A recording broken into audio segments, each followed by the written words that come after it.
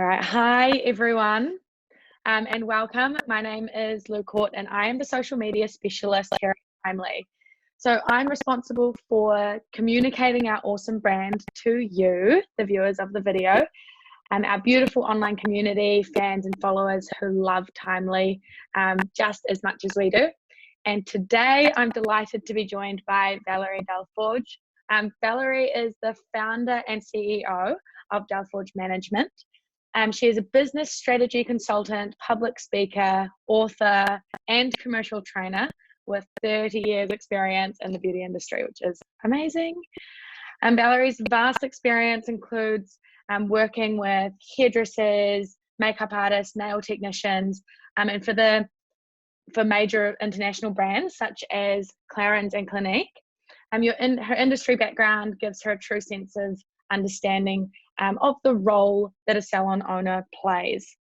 However, in this very unique situation, not she or anyone that any of our clients have been faced with a situation like COVID-19. So we really are going through this uncharted territory together. So today, now, although we may not have all the answers in this live class, Valerie is going to share with us a few things to help your business during these tough times, how to stay positive and motivated throughout. So I'm going to hand over to you, Valerie. How are you doing? I'm very well, thank you so much. Considering the situation, it's really, really lovely. Very, very grateful for being here with you today and, sharing some knowledge of what I believe we need to focus on during these difficult times. It's just been very, very challenging, very difficult emotionally, mentally, perhaps with family, perhaps, with staff members. It's just been very, very, very like hitting us suddenly. It felt like suddenly, even though for 3 weeks it was up and down, really. So I've been a consultant for 7 years. I've got some amazing clients, on an international level.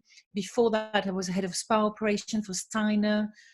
So very, very operational, everything to do with budget and strategies.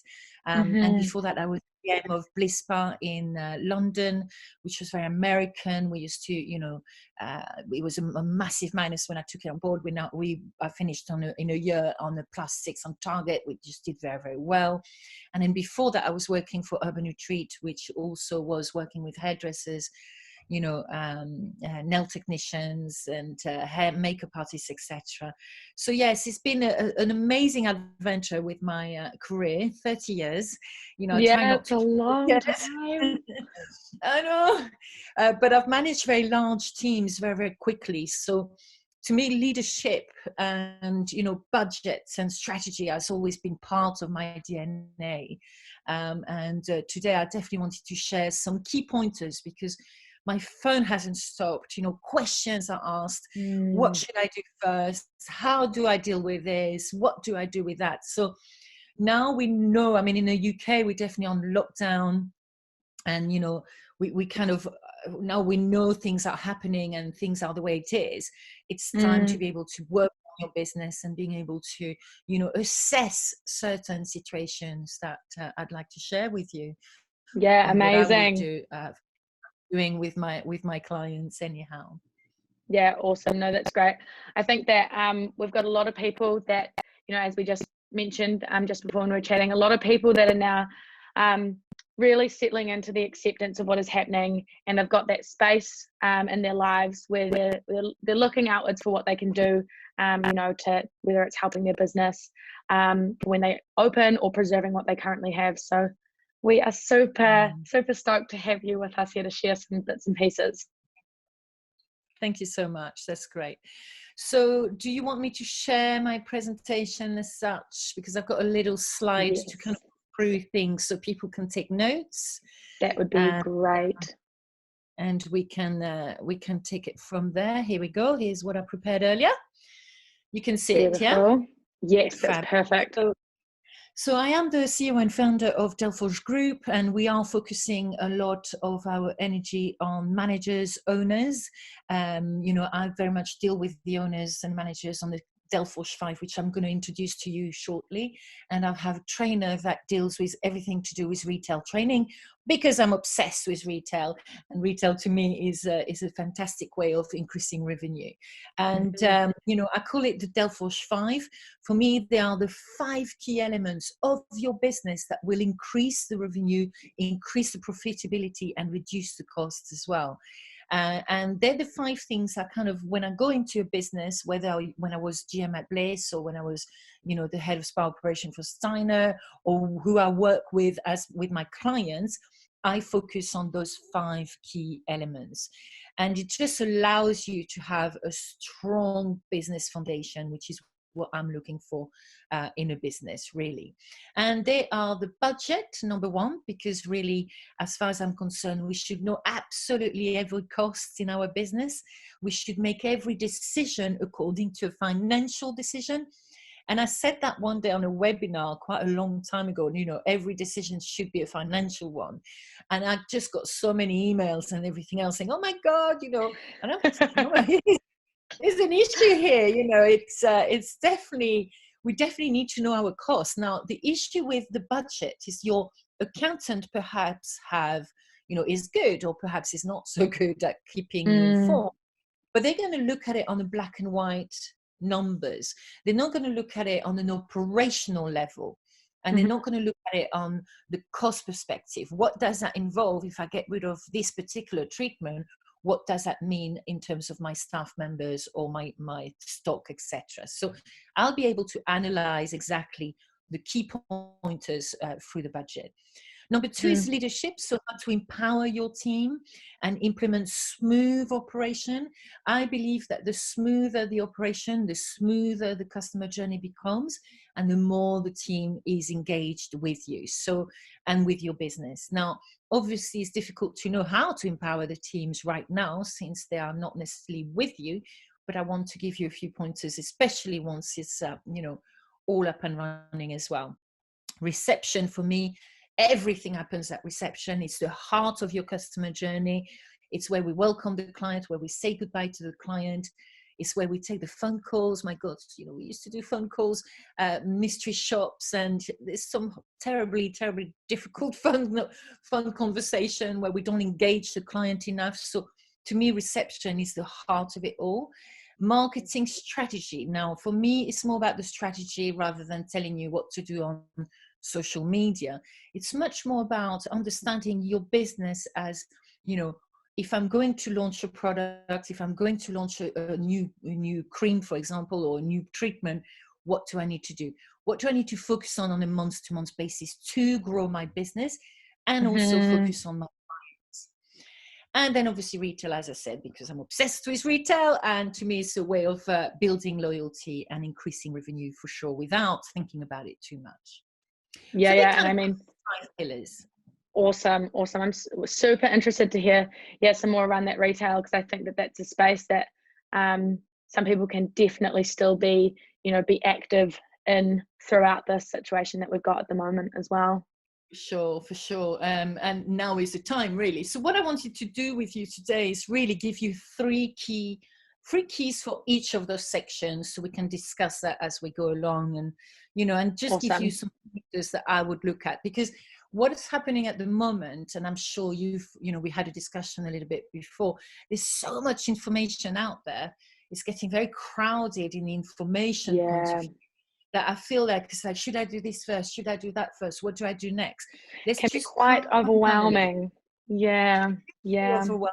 And she said this and he said that, and I should be doing this, and what do I do next? And in the comfort of your home, on top of that, it's coming through the computer and the news and everything else.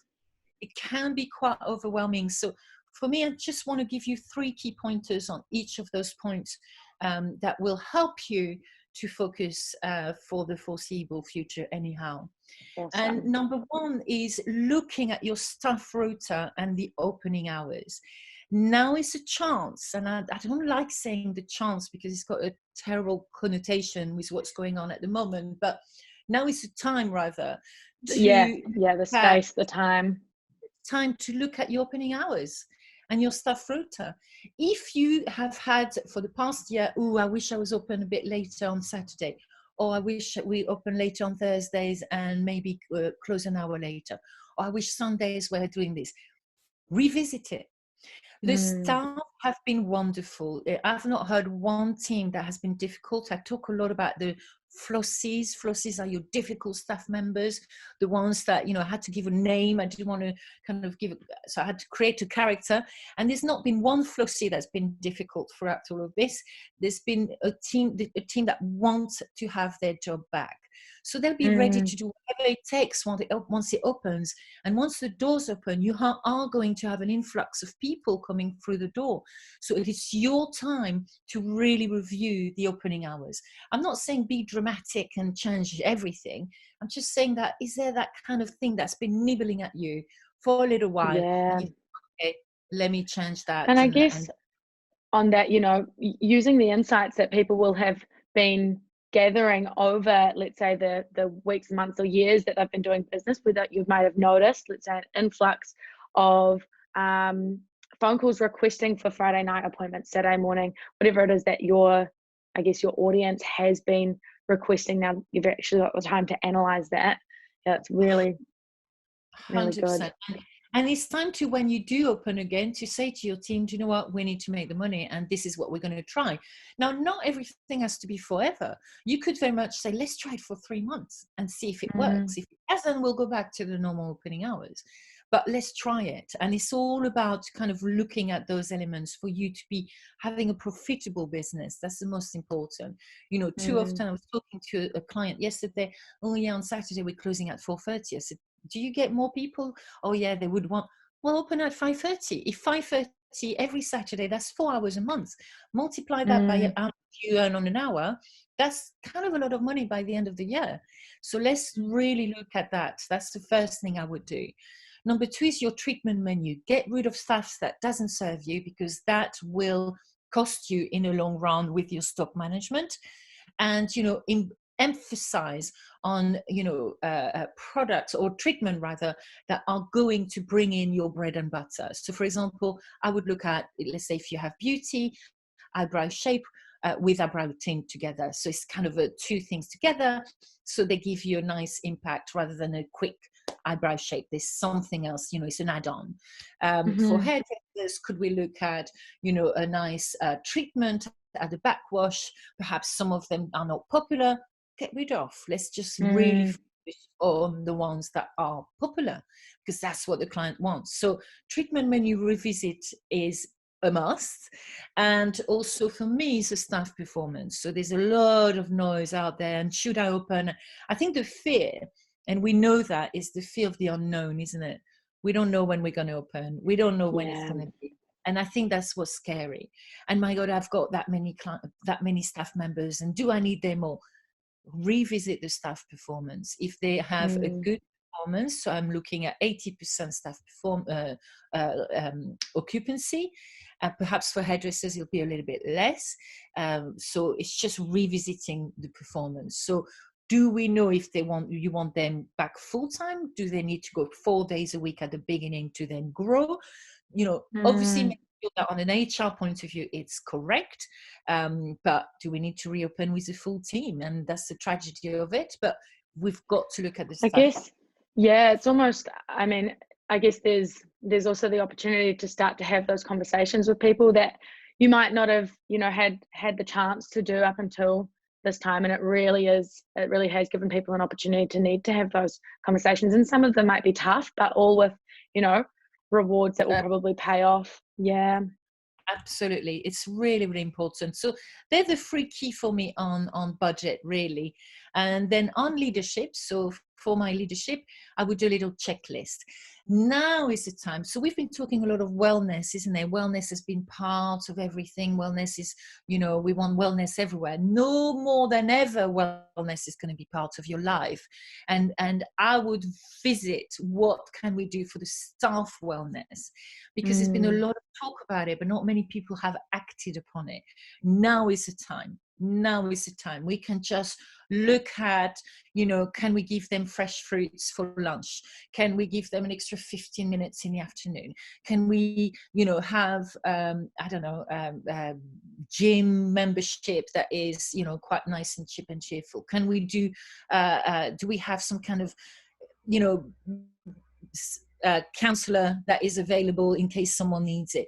All of this element of the staff wellness I would look into whilst I you guess are. on that one as well, it's a really, really interesting point that you talked to, and it's something that we at Timely put a lot of emphasis on. But just going back to what we were talking about around staff performance, do you see a direct correlation between, let's say, looking at that staff wellness and then offering potentially more there, and then seeing that result in an improved staff performance as well?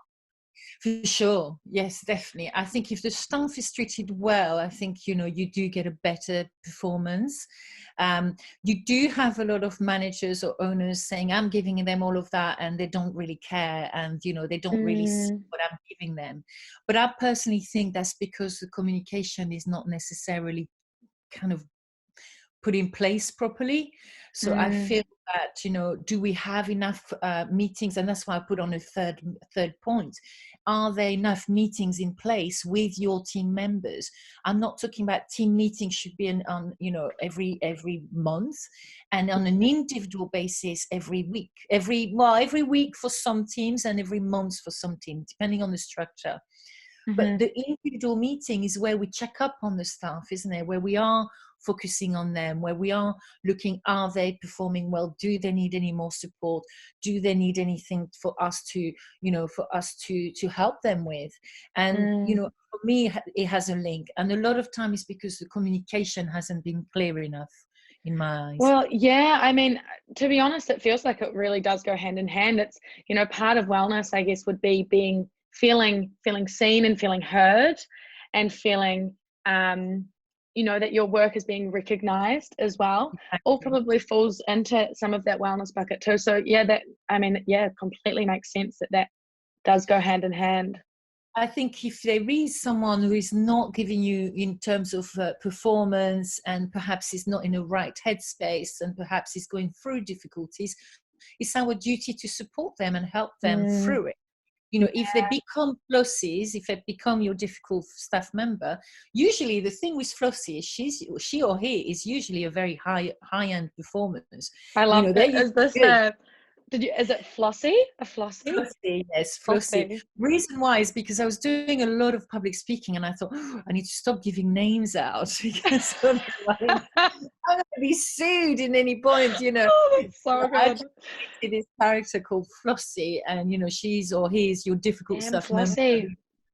Doesn't he doesn't want to do anything, he's a bit bored, but usually those Flossies are high top performers. You can't do anything without me kind of attitude, so it's, for me, it's all linked. The staff performance and the staff wellness and the communication around that is key. That's why the meetings are in place straight away the minute you're opening up.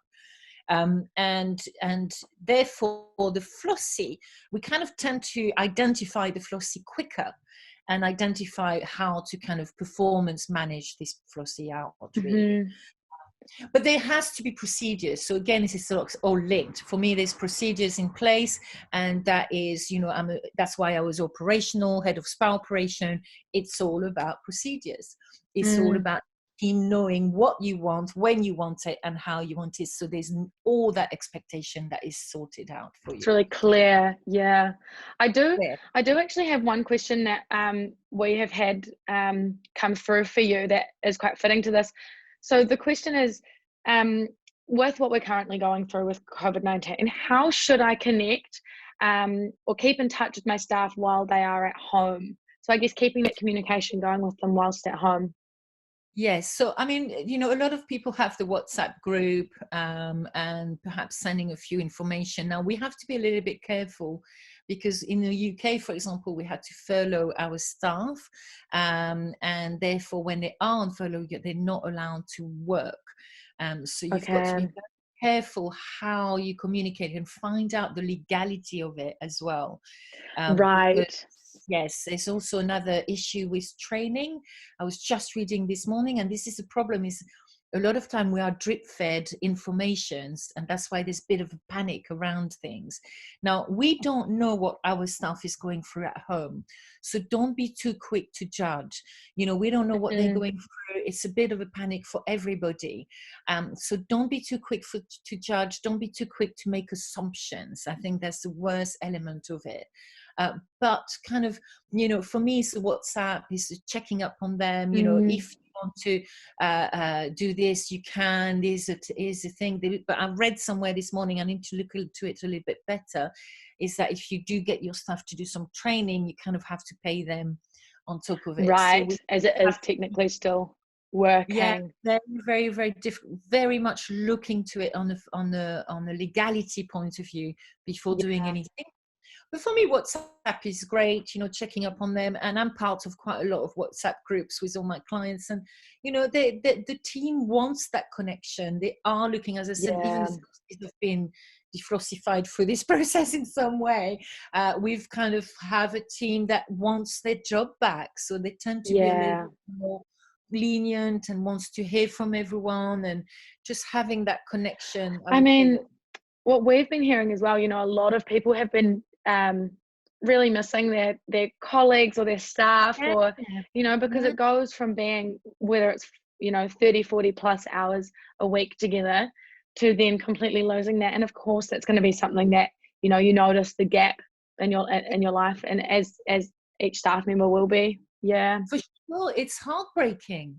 It really is heartbreaking. And I think a lot of teams are feeling, and we are an industry for people, by people. So that connection is there. And this is why it's hit us so hard as an industry.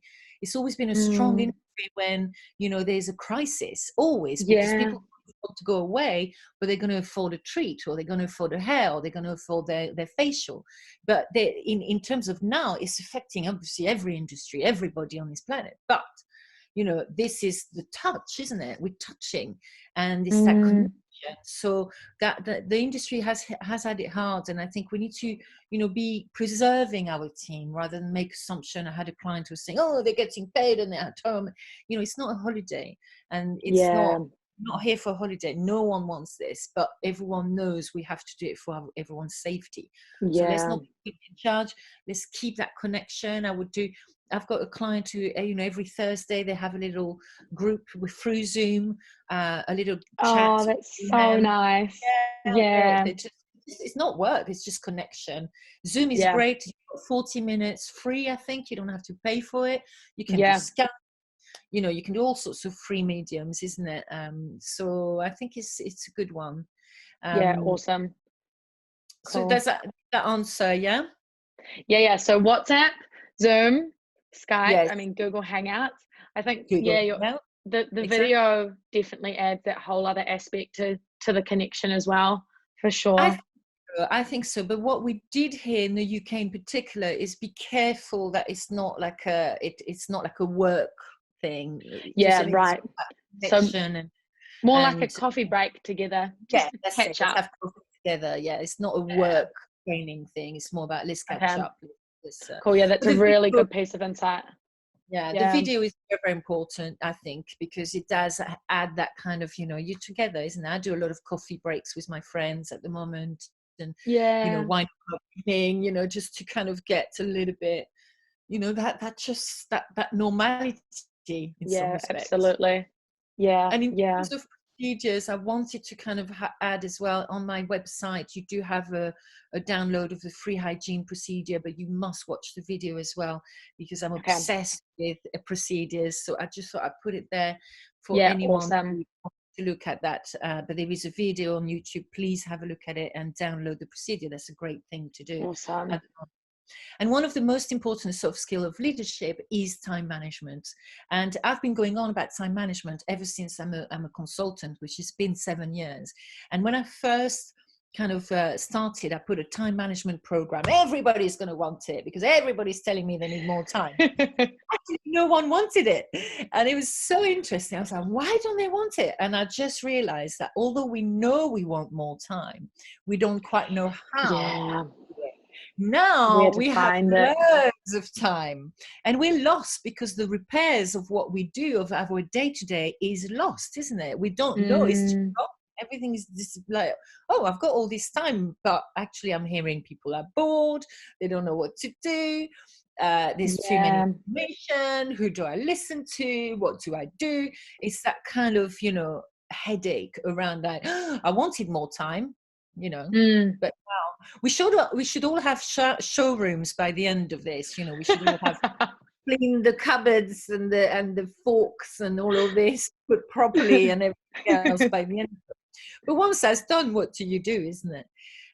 So to me, time management, because I was managing very, very large teams, it had to be part of my DNA.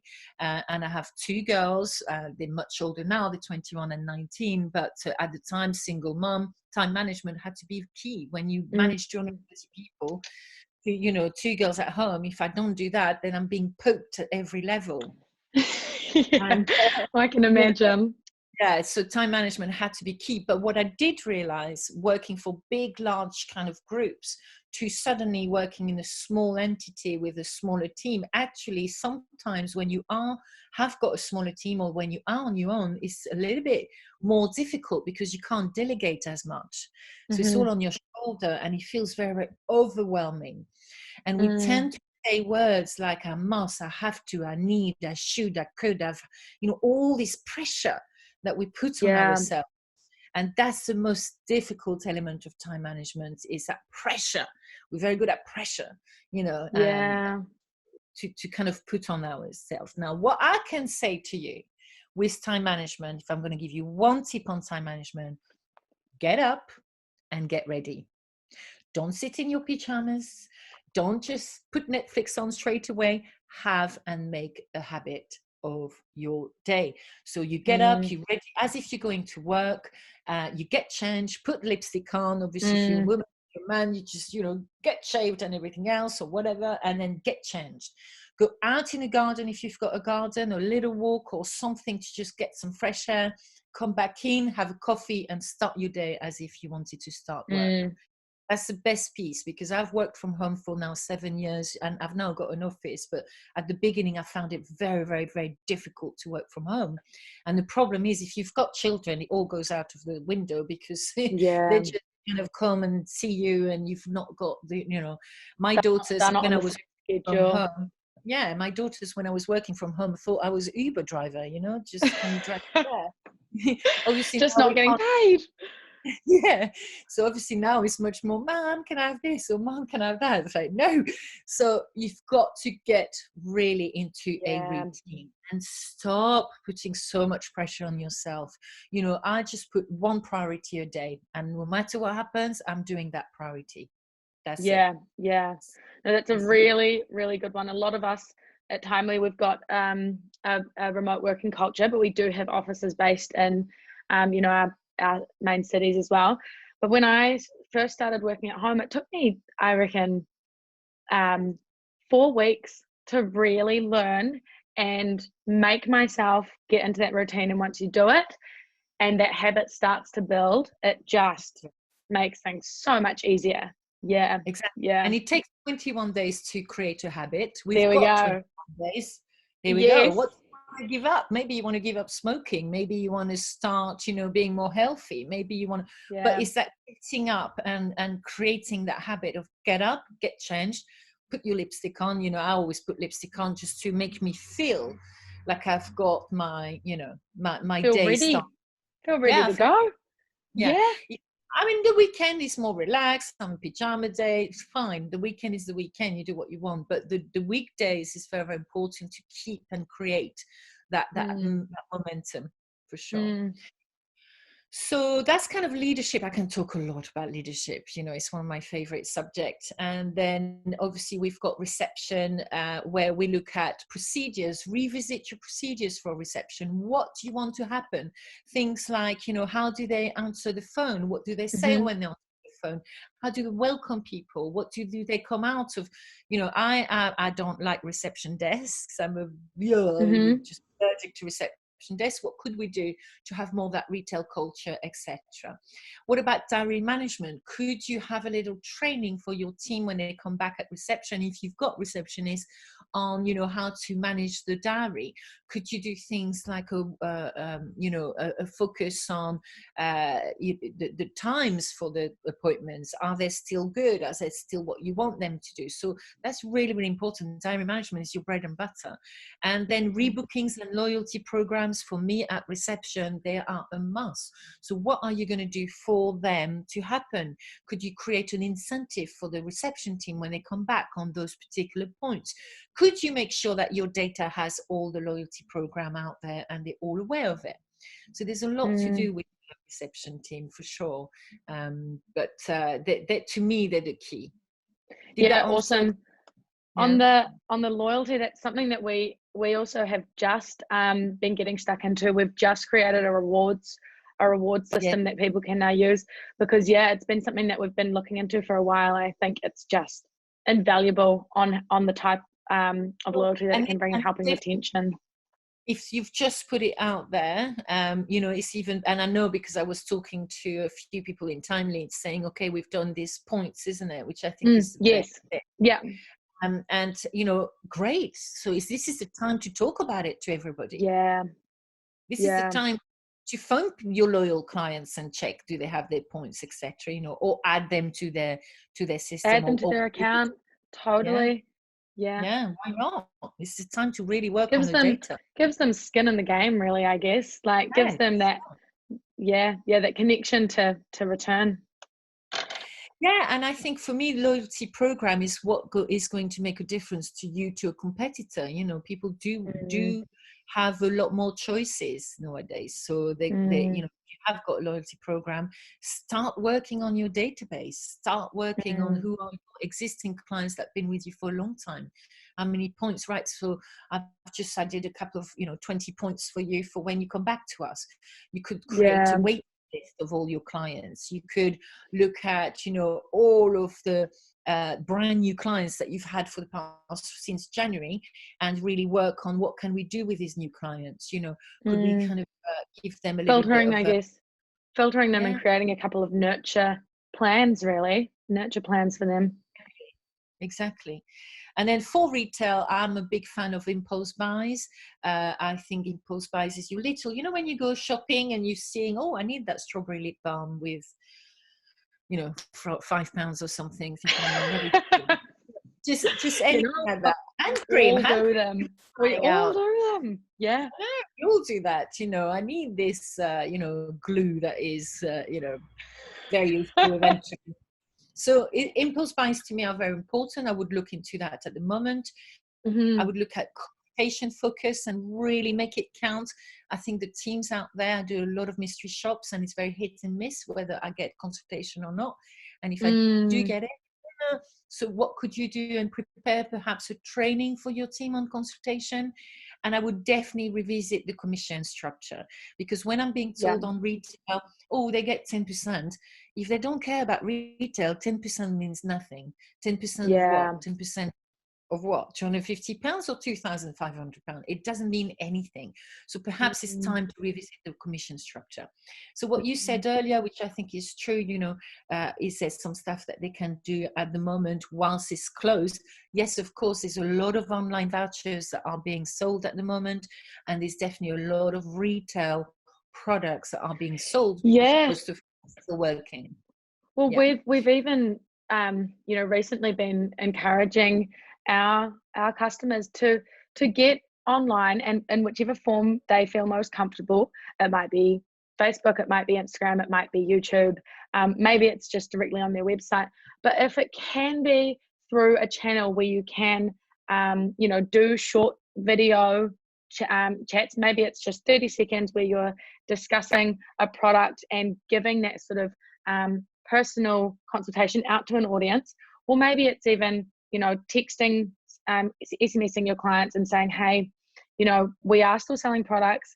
If you're unsure on what you're needing at the moment, just reply to this and I'll call you and we can do a phone consultation. I feel like there's definitely still room for that type of activity in the current climate.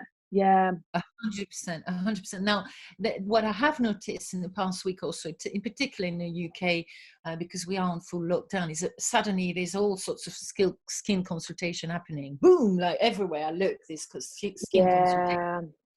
And I think is great to some respect. I'm not saying it's not, how to cleanse your skin, how to look after your skin, how to, leave your eyebrows the way they are, how to kind of make sure your hair is nurtured whilst you can't have a haircut.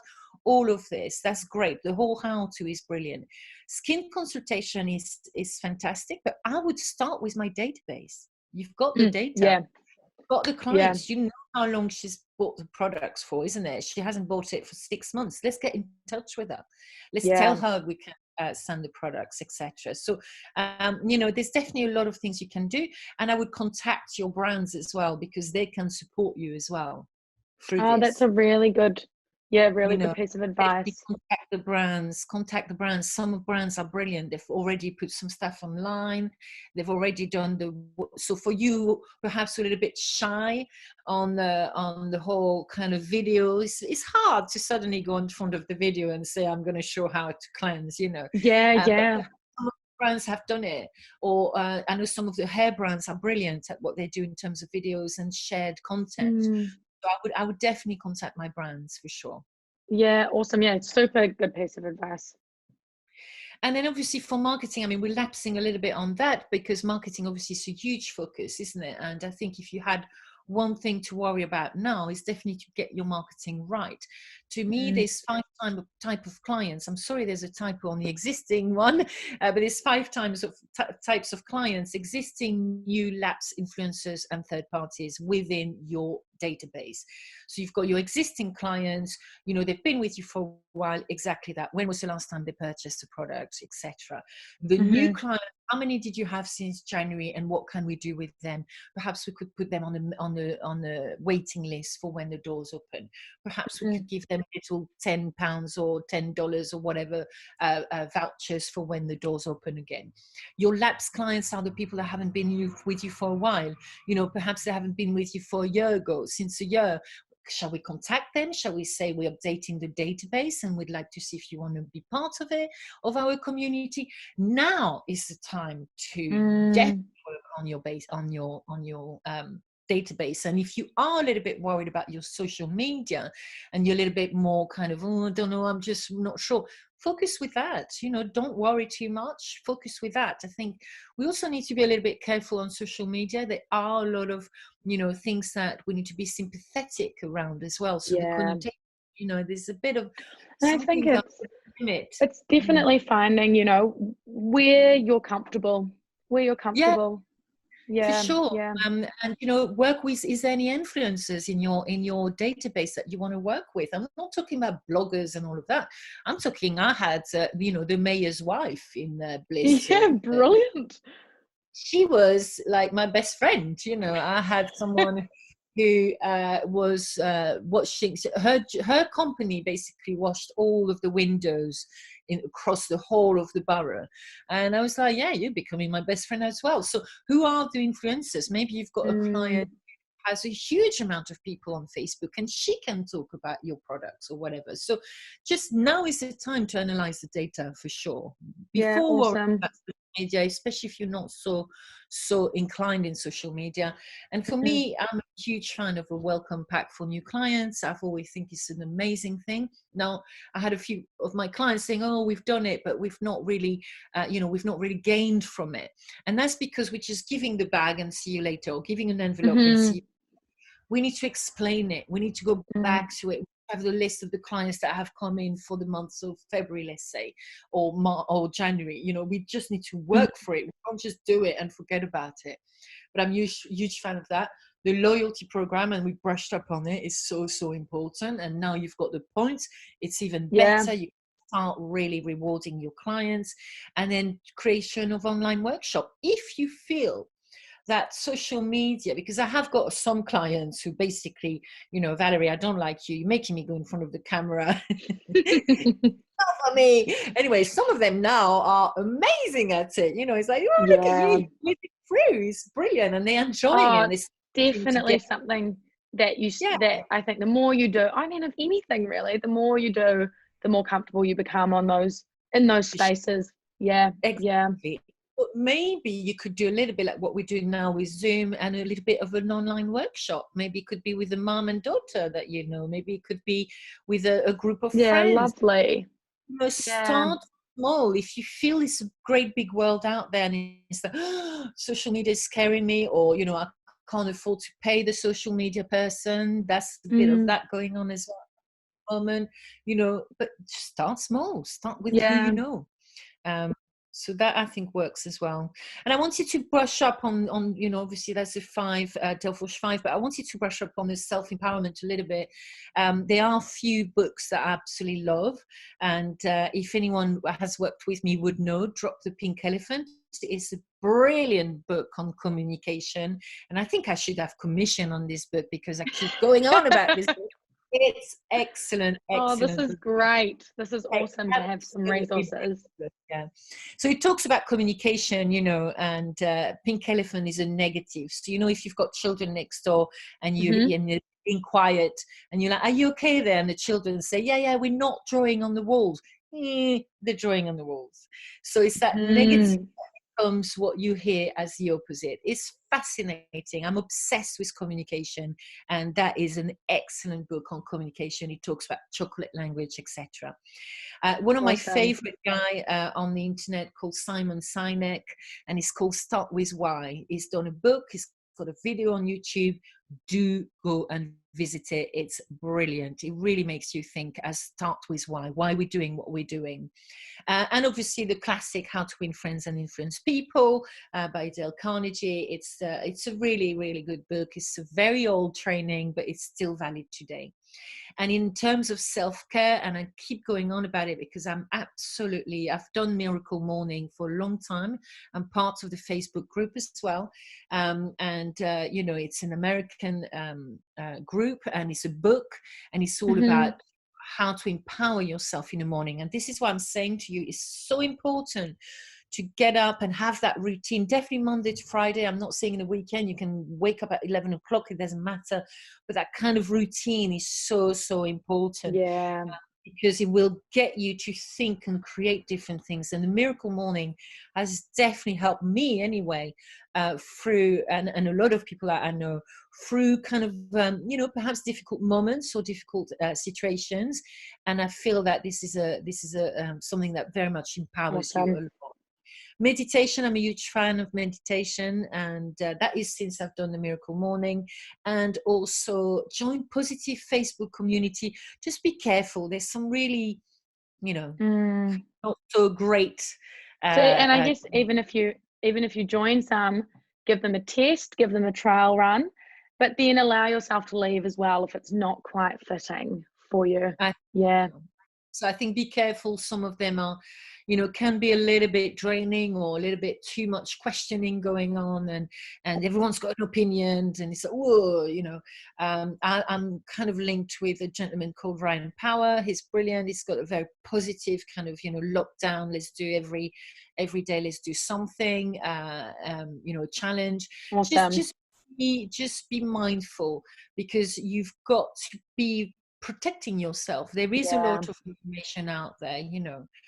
So Yeah. it's protection, isn't it, of the self-care. But I do self-care and self-improvement in the morning, and then I work, and then I do a bit of reading, and then, you know, that routine is very set and very kind of, you know, empowering me. And I think that's very, very important, you Yeah. know, when you empower Awesome. yourself. So, you know, one of Absolutely. my favorite sentence, you cannot control what you cannot control, but you can control how you react to it.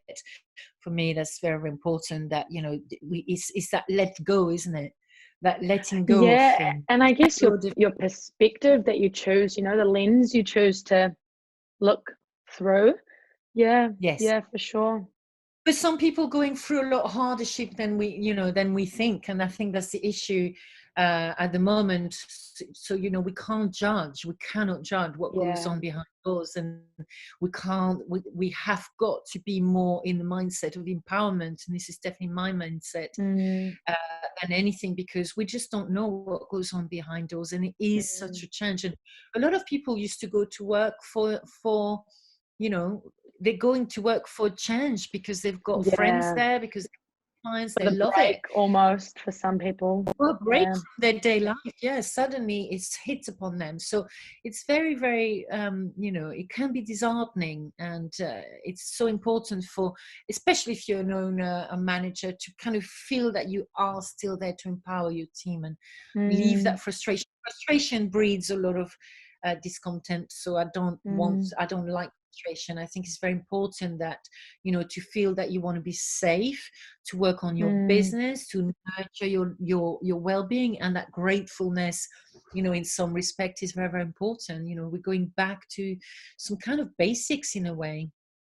Yeah. Mm. Awesome. I mean, did you have any more questions? I know I talk a lot. Well, I was going to say, I know we have gone over time a bit, but I was honestly just enjoying that so much. I feel like you've shared so much quality content here that's really going to help a lot of people. So I just didn't want to rush us through, you know. Thank Yeah, I you. just felt like I know we don't want to keep everyone for too long, so that's why I kind of was going through it. But you know, I think it's important to you know, to feel that you have part, and what you're doing with Timely is great, because you've got those answers, and you've got, if you take that, you know, one big question was, yes, I have a client who's got 2 daughters, and she was like, "So well and good, Valerie, but I am literally snowed unders with my children. You know, Mm, it's just the work they got from school was just incredible." yeah. So, and I get that. I've had my 2 girls single moms, so I know that. You know, they're older now, so slightly different perspectives on life, but you know, still you can find an hour for yourself. Either you once they've gone to bed, either, you know, either your husband is taking care of them, either you know, just do a shift work, whatever it takes, but have that Mm, hour and a half for your mindset, so you're not yeah. going completely stale and crazy. Really, I think that's very, very Keeping you important. sane. Keeping Yeah. you sane, keeping you safe. Yeah. So we're doing a lot of, you know, pushing contents out there. I've got a lot of blogs, podcasts, you know, free Awesome. workshop that is available, and just follow us on the Delforge Group, and you'll see all of the content that we're pushing as much as possible, like the free hygiene procedure with the video, Brilliant. And I just pushing wanted support. to I wanted to, sorry, say as well on this, just for your website as well. So for if Yes, people are wanting to find that one. Yeah, ValerieDelforge.com. Awesome. Yeah, so you could just type my name and you should find me on the website, Beautiful. LinkedIn, and all sorts. But you know, I think it's important to connect with things that you enjoy. You know, we've forgotten. Mm. I was reading a French book the other day. I don't remember last time I read a French book. Oh, that's great. Yeah, You know, it's just reconnect with things that perhaps you haven't done for a while. yeah, Uh, yeah. but Awesome. it's strange, isn't it? Now we've got the time. It's like, Yeah, I think setting the, setting your intentions, writing that to-do list, starting to tick it off, but balancing it with not all work, making sure no. that you've got that wellness in there, making sure that you've got that time for yourself. Yeah, yeah, And you know what I think is funny as well, that not funny, but I think it's interesting in the fact that, for example, I know for me, I've been wanting to stop work at 6 o'clock for a long time, because I'm always kind of on it. And yeah. now this is making me do that. Oh, that's You know, good. Actually that, shutting off. Yeah, yeah, actually, maybe I could create that habit. Like, no, 6 o'clock yeah, is my time. Well, I've been trying to do that. So I think it's going to generate some, in some strange ways, some habits that are a yeah, lot healthier for us, and that can't be wrong.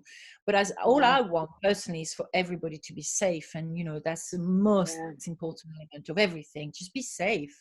Be safe. yeah. That's all that matters right now.